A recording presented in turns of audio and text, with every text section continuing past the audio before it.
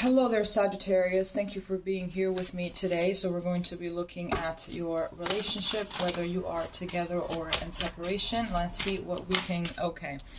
Let's see what we can get.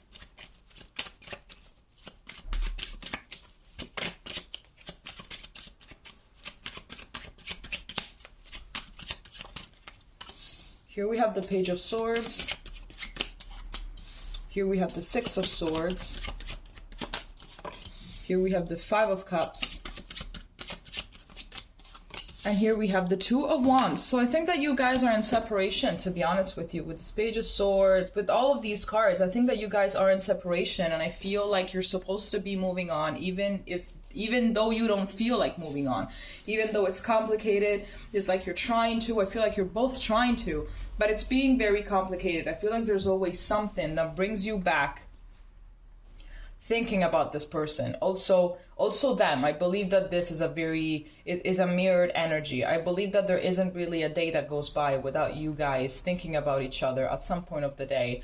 I feel like you had some inner jokes. I feel like you had, your cute little things that cannot really be replaceable, right? So I think that that's one of those things that just keep you on looking back to this person. Maybe you look at something online that is very funny, they look at something online that is very funny, and sometimes, you both wish that you could share it with each other but can't. And so that's when the grieving process kind of resumes, if you catch what I mean. There's definitely a lot of thinking, of wanting to reach out, but it's like, no, I can't. It's better if I move on. It's like the impossibility. There is an impossibility element to this relationship. Maybe you guys weren't really quite aligned with one another, or maybe the love was only coming from one side. It wasn't something reciprocal, but it only came from one of you, basically. Okay, let's see what else we can get.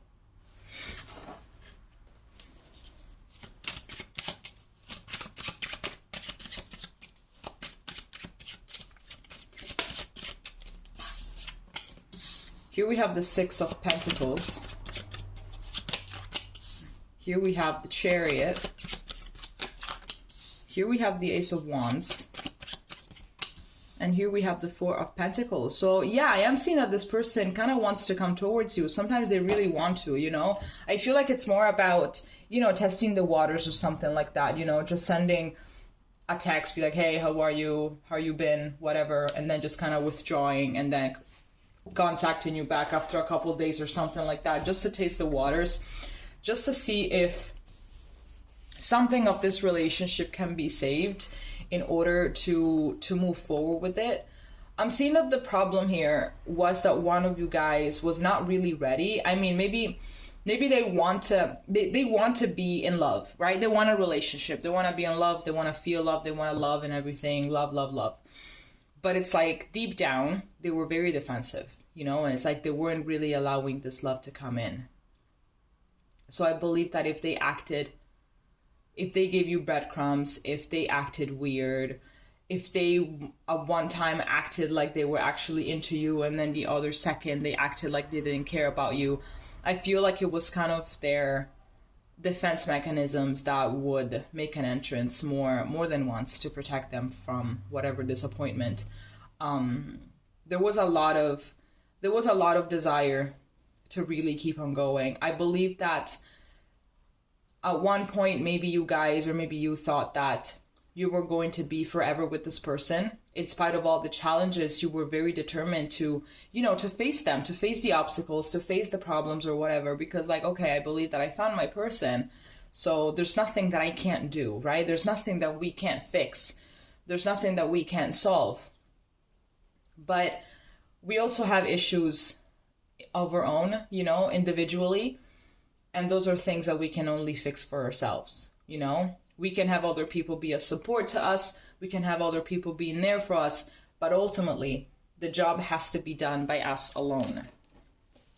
Let's see what else we can get here. And I am getting as well that they are being very overprotective of themselves even at this moment. So most likely they're not grieving as much as you are. It's like they also think about you sometimes, but it's like, okay, whatever, I just better move on. Because also they're not grieving that much because they never really allowed those feelings to kick in into their system, even though they were there.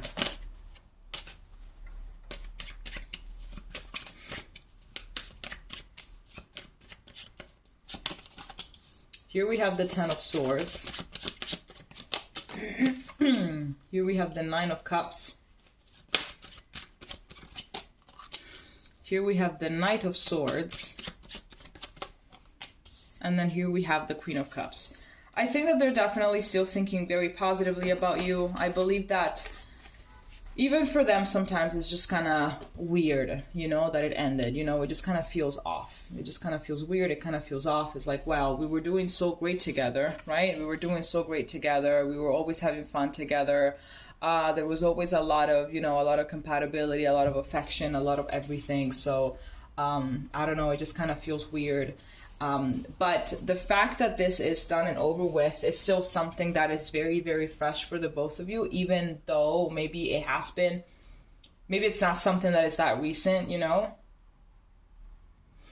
I'm getting that at times they really want to come towards you, you know? I believe that you gave them something that they never really found anywhere else. I believe that you're very nurturing, that you're very empathic and compassionate and everything. So that is the first time that they got to deal with someone that actually took, you know, their feelings in consideration, that took their well-being in consideration, and that has put their well-being before their own. So it's like something that it was something new to them. You know, I'm getting that they never really met someone that took care of them so much. And this is something that they're not used to. Like, they're not used to this, right? I think that maybe even their own caregivers when they were, because ultimately that's always where it comes from. These kind of traumas, these kind of people, it always comes from childhood. There's always something from childhood that went wrong, that took a dark turn at some point, you know. It's always something that comes from childhood. So, you know, to see how people are, you know, whenever we see these people, is because one of their caregivers was exactly like them, you know, and they adapted their caregivers' characteristics in their own adult life in order to defend themselves from those same people. You know, it's crazy. It's crazy if you think about it. So yeah, all of this love and affection, it was very, very unknown to them. So they didn't really know what to do with it. You know, I think that that's kind of a very humane impulse to shut down when you are in situations that you can't really control because you've never really found yourself in them. So it's like you just kind of shut down in the most defensive way possible because you don't really know what that is, you know? Is that a threat? What is this? I don't know what this is. All I know is that it could hurt me, so I just better defend myself in case anything happens. Let's see what else we can get.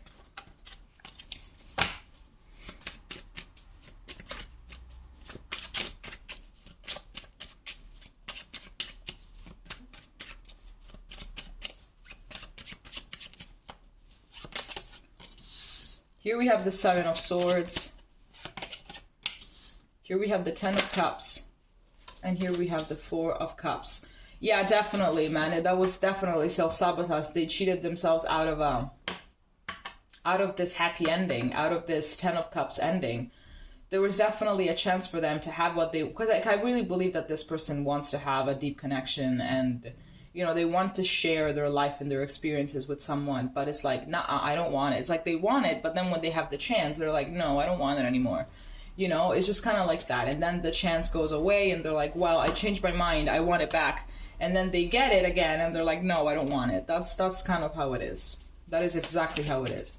But I feel like at times they just kind of think about what could have been, you know, in case they would have been more open, in case they would have been more... I don't believe that this person is completely unaware of themselves. I think that maybe they know. Perhaps it's even something that you guys talked about and that you were trying to kind of talk them through.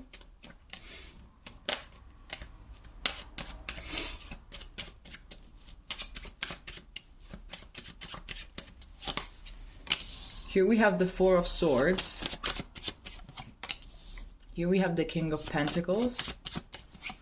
And here we have the Wheel of Fortune. Okay, so yes, with this Four of Swords, I'm furtherly getting that there is that it is a no contact situation. I'm getting that behind the scenes, this person is working on themselves, you know, maybe they have gone through multiple relationships that have failed, you know, including this one. And it's like, you know what, I'm so tired of this, yada, yada, yada. Maybe they're blaming all of their past partners for something as to why it didn't work out, you know? So it's like, you know, I'm just going to focus on myself right now. I'm just going to focus on my body, on my money, on my job or my studies or whatever it is that they're doing. I'm just going to focus on that in order to then, you know, meet someone that is better for me. I don't think that this person at this moment, if you're wondering whether they have someone else or not, I think that they don't, to be honest. I don't think that they do. I think that they're being very centered in themselves. They're being very centered considering like what they want to do and their goals and everything. So they're just trying to work towards that. And I also have the 8. I also have the 8 of Pentacles here, talk about work. And we have the 10 of Wands as well. Like, it's definitely something that it's kind of hard. I think that this person, you know, when relationships are not involved, they can be very disciplined and they know what they want. They know what they want. They know how to get it, you know? So I feel like that's pretty much what they're doing. But I think that maybe right now they're struggling a little bit with consistency when it comes to their plans, but it's something that they're still doing. And with all of this, they don't really know that they are in a way healing themselves, you know, by chasing what they want, by knowing that they are deserving of success in every area of their life. By doing that, they're just kind of hiring their vibration, I believe. You know, they're kind of healing that negative self-talk that they don't deserve to be happy or something like that. And then here, we have the Wheel of Fortune. So I think that there could be a second chance here. I think that maybe not now, but you guys are going to see each other again. You're going to meet each other again. Your paths are going to cross once again. And that's, I believe, when you could have another chance at this relationship. All right. Okay, Sagittarius, this is all that I have for you. If it made sense, please let me know. And we're going to be seeing each other next time. Okay? Bye-bye.